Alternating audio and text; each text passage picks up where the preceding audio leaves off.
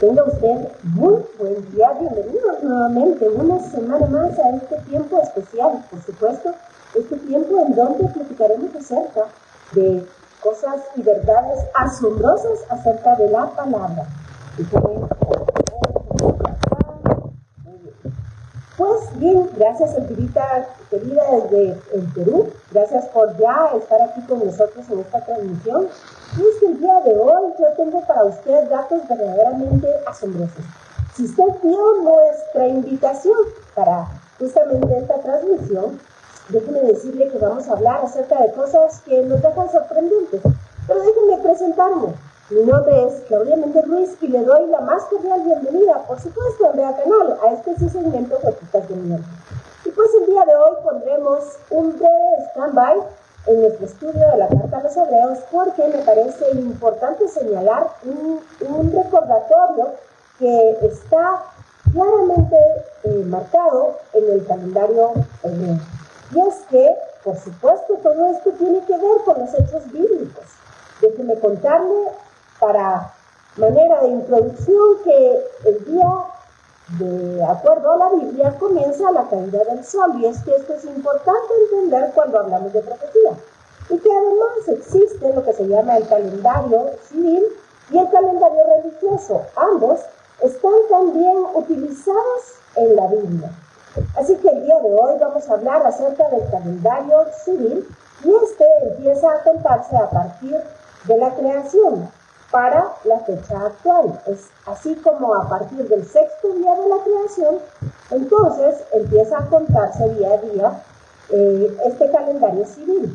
Déjeme decirle que vamos en el año 5783 a partir de la creación o del cumpleaños de Adán.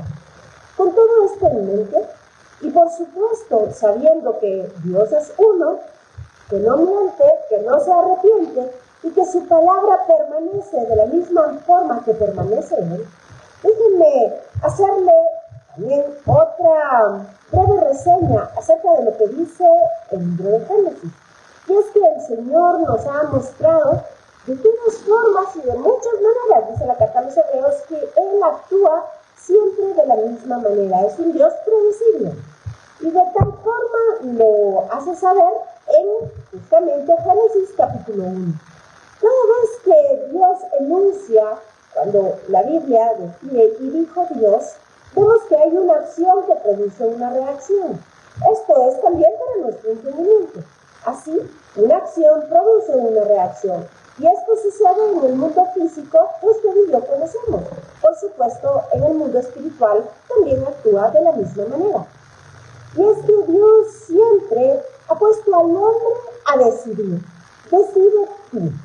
Allá en el Edén era muy sencillo. Adán solo tenía que decidir entre blanco y negro. De todo árbol podrás comer, de todo fruto de los árboles del huerto podrás comer, con excepción de uno.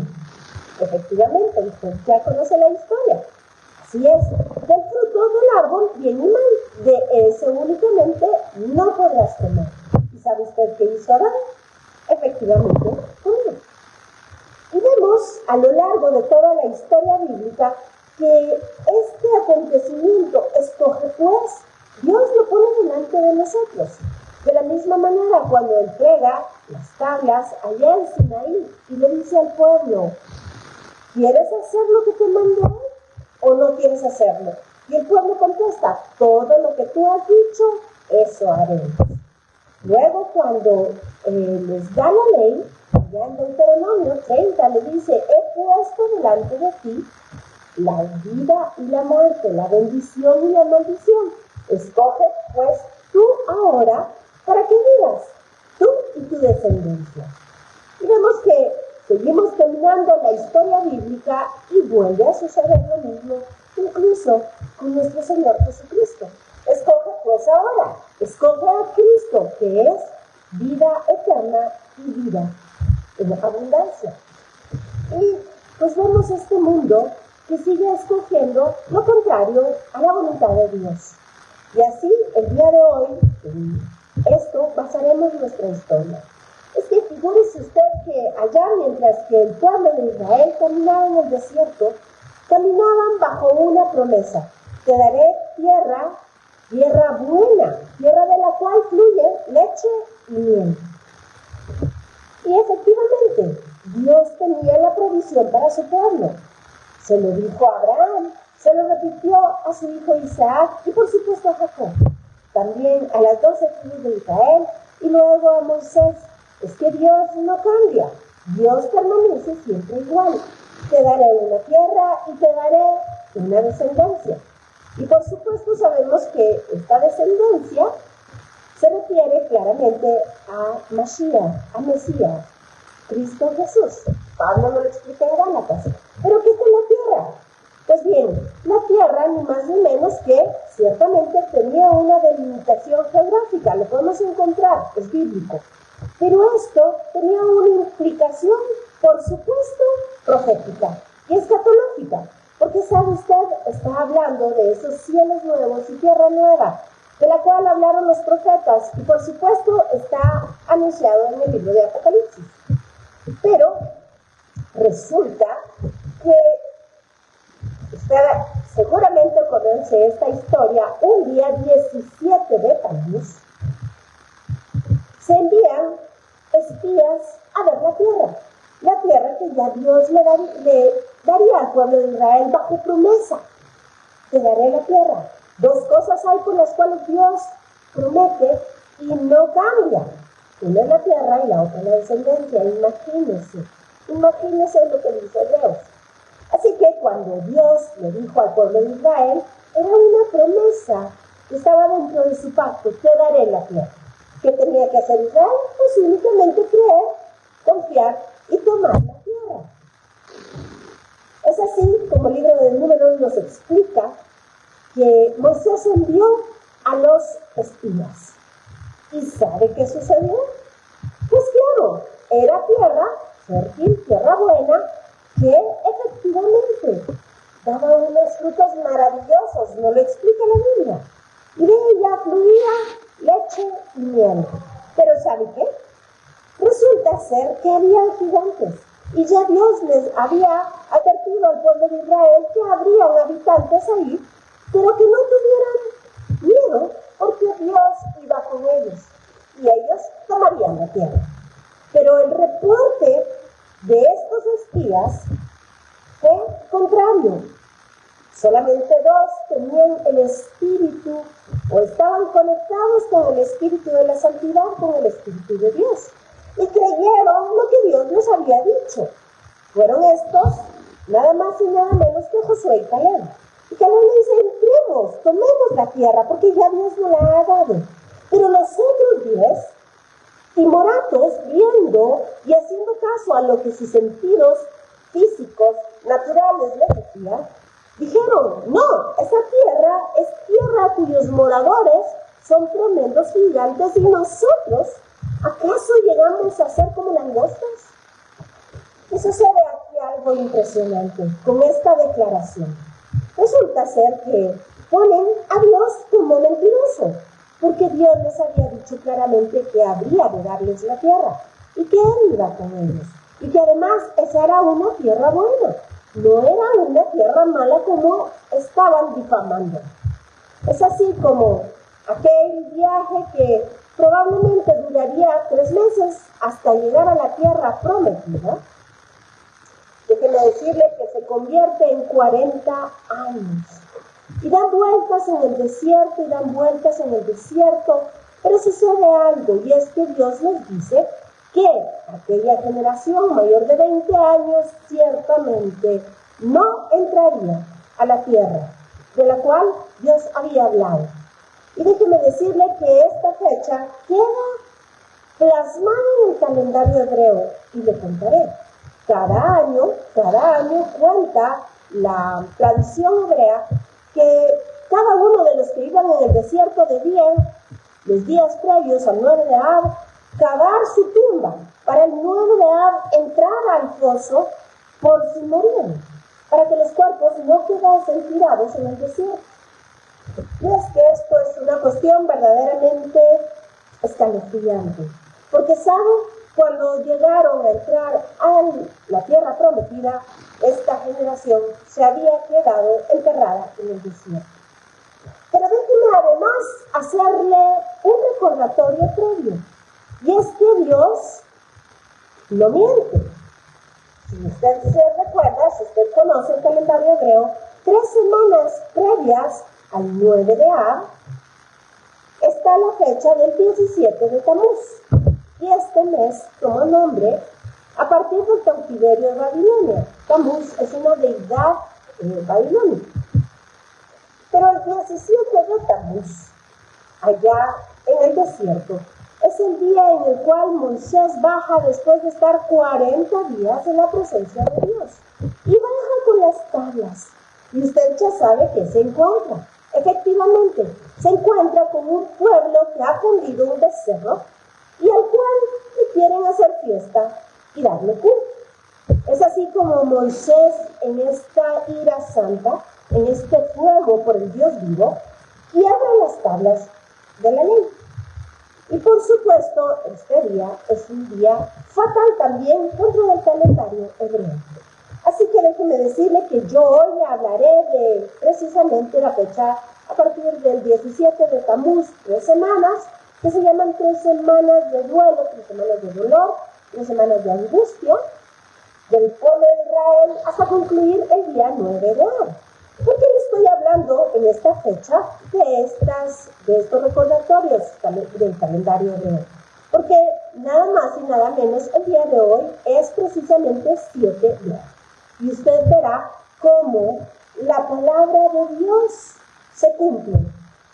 Allá en Éxodo 19, el Señor le dijo al pueblo de Israel: si hubieres oído a mis palabras, a mis promesas, a mis mandamientos, y si cumplieres mi pacto, entonces serás especial tesoro sobre la tierra. Serás Goy Kadosh Am Segulá. Esto quiere decir un pueblo sobresaliente, distinto, diferente, un pueblo prototipo. Por supuesto, ¿prototipo de qué? De aquel pueblo que habrá de vivir en aquella Jerusalén celestial. Goy Kadosh, es decir, naciones santas, nación santa, nación diferente, apartada para mí. Y por supuesto, la decisión la tenemos nosotros. La pidieron ellos allá, la tenemos hoy nosotros. Porque todo lo que está escrito en la palabra es para nuestra propia enseñanza. De la misma manera que el pueblo de Israel pecó y erró allá en el desierto contra Dios, también nosotros debemos en este tiempo y siempre ponernos a cuentas con el Señor, porque Él siempre tiene la respuesta y su misericordia excede todo juicio. Pero de la misma manera en que vemos la sombra allá en Génesis, cuando Dios le dijo a Adán: ¿qué has hecho? Y Adán le dijo: es que la mujer que me diste. Y la mujer le dijo: es que la serpiente. Y a la final no hubo un arrepentimiento. Y la consecuencia fue ser exiliados de justamente esa tierra buena, el paraíso, ese huerto que Dios mismo había plantado. Lo mismo sucede el día de hoy. Cuando no venimos delante del Señor a afrontar nuestra propia responsabilidad de transgredir su voluntad, su palabra, sus instrucciones, y pedir, por supuesto, justicia a través de la sangre de Cristo, porque por gracia hemos sido justificados. Gracias a que Jesús murió en la cruz y pagó el precio de nuestro propio pecado. Así que déjeme que el día de hoy me cuente acerca de Tisha B'Av o el 9 de Av. Estos días que marcan cómo la palabra de Dios se sigue cumpliendo y se seguirá cumpliendo. Pero por supuesto, al finalizar de esta transmisión, yo le voy a contar a usted algo. Así que, por favor, quédese con nosotros, dénos compartir y, por favor, háganos saber acerca de sus comentarios. Y bien, pues le voy a contar entonces que en el año 1300, antes de la era común, es decir, hace unos 3300 años, se produce precisamente este pecado, Het Hamadayim, y esto quiere decir el pecado de los espías, que da precisamente el inicio a todo esto que yo le estoy contando a usted. Luego empieza, como ya le expliqué a usted, la mortandad dentro del pueblo de Israel allá en el desierto. Pero después, un día 10 de Tebet, en el año 586 antes de la era común, los babilonios asedian Jerusalén. Y el 9 de Tamuz, ¿recuerda usted que la ley del 17 de Tamuz? Vea usted lo que sucede, 9 de Tamuz. Destruyen los muros hasta que finalmente el día 17 de Tamuz se suspende el sacrificio del templo. Los muros que se han destruido son los muros de la Santa Ciudad. Y es así como se suspende el sacrificio del templo. Y el 7 de Ab profanan los ejércitos de Babilonia el templo. ¿Y sabe qué sucede el día 9 de Ab? Encienden fuego. Esto se da a la caída del sol del día 9 de Ab y el templo arde toda la noche y todo el día siguiente. Por esto también se conmemora y se guarda el día 10 de Ab, incluso con ayunos, como lo hace el pueblo de Israel, con el 17 de Tamuz y el 9 de Ab. Así son asesinados, esclavizados o exilados los judíos de su pueblo. Luego vemos la destrucción del segundo templo, esto a manos de Tito, general romano, que en el año 68 de la era común, precisamente un 17 de Tamuz, rompe igualmente los muros de Jerusalén, saqueando y destruyendo todo lo que estaba a su paso. El 9 de Ab profana, destruye y quema el templo, igualmente como sucedió en el año 586, justamente en la misma fecha. Así, asesinando, asediando, dividiendo al pueblo de Israel. El pueblo de Israel explica, sus sabios explican, que esta destrucción era una cuestión merecida para el pueblo, porque Dios ya los había abandonado a causa del pecado. Dentro del templo de Jerusalén ya no descendía la Shekinah de Dios. Y además existe algo que ellos llaman, que es el odio gratuito. Es decir, una división entre hermanos. Lejos de estar unidos, el pueblo de Israel peleaba en contra de sí. Usted se recordará aquellas disputas que habían entre saduceos, entre fariseos, entre celotas. Así, el pueblo sufría violencia dentro de ellos mismos. Y esto es lo que se conoce como el odio gratuito. Dios aborrece el maltrato entre hermanos. Y déjeme decirle que es curioso, pero importante señalar que Dios incluso ve con menor rigor el hecho de una falta en contra de él. Y esto se lo puede demostrar a usted con la Torre de Babel. Estaban en contra del nombre de Dios y Dios lo único que hizo fue confundirlos y diseminarlos. Pero cuando el libro de Génesis nos narra que había violencia en la tierra, unos en contra de otros, ¿sabe qué sucede en el capítulo 6? Manda el diluvio. Así que este odio gratuito, de acuerdo a las enseñanzas del pueblo de Israel, fue determinante para la destrucción del templo de Jerusalén. Así podemos mencionar entonces el cuarto evento. En el año 135 de la era común, el pueblo de Israel, cansado del asedio romano, se levanta en armas, y esto es lo que se conoce como la revolución de Bar Kokhba. Al principio todo iba viento en popa, iban ganando, iban triunfando, pero luego el pueblo de Israel fue aplastado tremendamente por Adriano. Así, la última ciudad de la resistencia fue capturada precisamente el día 9 de Ab. Déjeme decirle que el pueblo de Israel tenía en esta revuelta puestas sus esperanzas. Incluso llegaron a pensar que su Mesías esperado, ese Mesías que daría libertad al pueblo de Israel, era precisamente Bar Kokhba. Y sucedió todo lo contrario. Déjeme contarle que, según la opinión judía, Adriano aniquiló a más de 4 millones de judíos y sus cuerpos quedaron todos diseminados sin sepultar. Pero la misericordia de Dios provee, un tiempo después, un día de consuelo para que pudiesen ser sepultados. Es así como luego le puedo mencionar el quinto evento que coincide en el día 9 de Av. Y esto es precisamente llevado a cabo por el general romano Turnus Rufus en el año 135 de la Era Común. ¿Y sabe qué sucede? Toda el área santa del templo y sus alrededores, la parte más sagrada del templo, fue arada, es decir, arrasada completamente. Jerusalén se convirtió en una ciudad pagana y pasó a llamarse Aelia Capitolina.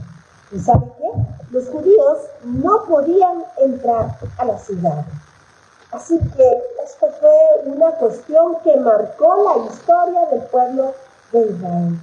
Pero vamos a ver unos acontecimientos que están un poquito más relacionados con las épocas modernas.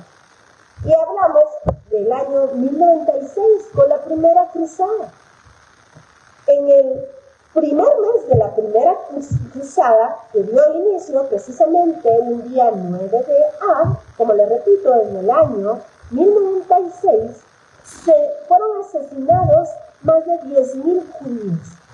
Destruyeron a las comunidades judías de Francia y la costa de Rin. Aproximadamente 1.200.000 fueron asesinados en la totalidad del tiempo de las cruzadas.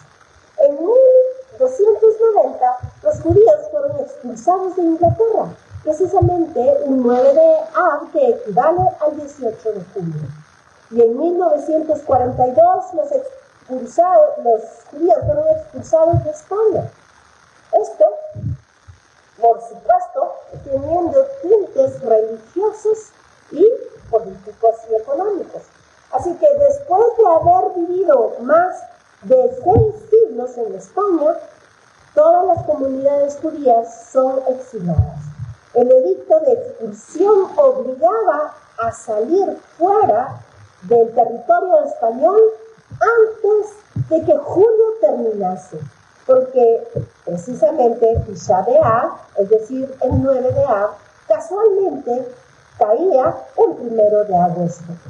La sumatoria de todos aquellos que fueron asesinados, agredidos, desterrados, suena así. 200.000 quedaron como conversos dentro de España, siendo judíos pero acartando y bajo las autoridades católicas. 200.000 fueron asesinados o murieron mientras huían de España a Portugal, usualmente, de España y de Portugal. 200.000 lograron escapar asilándose en Marruecos, en Túnez, en Argel, en Turquía, donde acogieron a la mayor cantidad de colonias judías. También fueron a Creta, Egipto, Siria y por supuesto a Israel. En 1914, ya estamos muy cerca de nosotros, déjenme decirles que es precisamente un 9 de Av cuando da inicio la Primera Guerra Mundial, y usted conoce la historia y sabe que esto fue un entretejido que dio origen a la Segunda Guerra Mundial, y con esto lo que conocemos como el Holocausto. Así, el 2 de agosto de 1941, el comandante de la Gestapo, Henry Schindler, fue aprobado por el partido nazi para la solución final y da inicio entonces el Holocausto, en donde pereció casi 1/3 de la población judía, es decir, aproximadamente 6 millones de judíos. El 23 de julio de 1942 comenzó la deportación de los judíos al gueto de Varsovia, en camino precisamente a Treblinka. El 18 de julio de 1945, 94, es decir, un día 10 de Av, el Centro Comunitario Judío de Avia sufrió un atentado con un coche bomba, matando a 85 personas e hiriendo a 300. Y esto todavía al día de hoy permanece impune. El 16 de agosto del 2005, el plan de retirada unilateral conocido como el Plan de la Expulsión de Gaza comenzó precisamente un día 10 de Av. 8.000 judíos fueron desterrados de su tierra, la cual habían trabajado, y usted recordará seguramente aquellos hermosos viveros en donde los judíos habían hecho florecer el desierto. Les entregaron precisamente a la autoridad palestina todos aquellos campos renovados, cultivos, produciendo flores y frutos. Además, dinero para que pudiesen construir. ¿Y sabe qué sucedió? Ni más ni menos que lejos de conceder la paz y pactar la paz, que era la razón por la cual el pueblo de Israel hizo la retirada, justamente la autoridad palestina tomó posesión de ese lugar y empezó a bombardear a Israel desde ahí. El dinero que se le daba para sostener a las familias mientras lograban asentarse para seguir construyendo un futuro mejor, fue utilizado como medidas para hacer túneles y atacar perversamente a Israel desde lo secreto. Además, Israel les proveía de luz y les proveía de agua. ¿Y sabe qué sucedió? Recibieron ataques constantes. Lejos entonces de encontrar una paz, a cambio de otorgarles la tierra, encontraron a un enemigo muy cercano que ahora tiene las posibilidades de bombardearlo. Es así como este evento precipitó a la elección de Hamas en el año 2006, y esto conllevó ataques de misiles que desde Gaza ya causaron 2 guerras más. Usted y yo hemos sido testigos de esta historia última, de estos tiempos. ¿Sabe? Es importante entender que la palabra de Dios permanece, es inmutable, permanece para siempre, porque Dios es uno solo y no miente. Pero ¿sabe qué? Más allá del juicio, sobrepasa en el carácter de Dios la misericordia y el amor. Solo debemos de hacer teshuvá, es decir, regresar a Él, hacer un autoexamen y por supuesto ponernos a cuentas, entendiendo que como humanos, por supuesto, pecamos delante del Señor. Así como, repito, como Adán allá en el Edén tuvo la oportunidad y no lo hizo. Debemos nosotros aprender de lo que está escrito y entonces venir, repito, hacer ese examen interno propio y ponernos a cuentas con el Señor, porque por un precio grande somos vueltos a comprar, y este precio es la sangre de Cristo, es decir, el sacrificio de Cristo en una cruz. Así que si usted puede analizar todos estos eventos junto conmigo, se dará cuenta que la palabra de Dios es sí, es amén, y es una realidad. Y la verdad espiritual gobierna sobre la realidad de este mundo. Para todos aquellos que creen que la Biblia es un cuento de hadas, que son historias que no tienen ningún sentido, que fueron escritas por hombres y que tienen el mismo valor que cualquier otro escrito humano, déjeme decirle que evidencias como esta nos asombran, nos maravillan y nos hacen caer de rodillas delante de un Dios que es más real que usted y yo en este momento. Así que la próxima semana le prometo tenerle otros datos maravillosos acerca de las Escrituras. Por mi parte lo dejo hoy en muy buena compañía, la compañía de Bea Canal, y lo espero dentro de 8 días para que podamos seguir platicando acerca de estas buenas noticias de salvación. Nos vemos la próxima.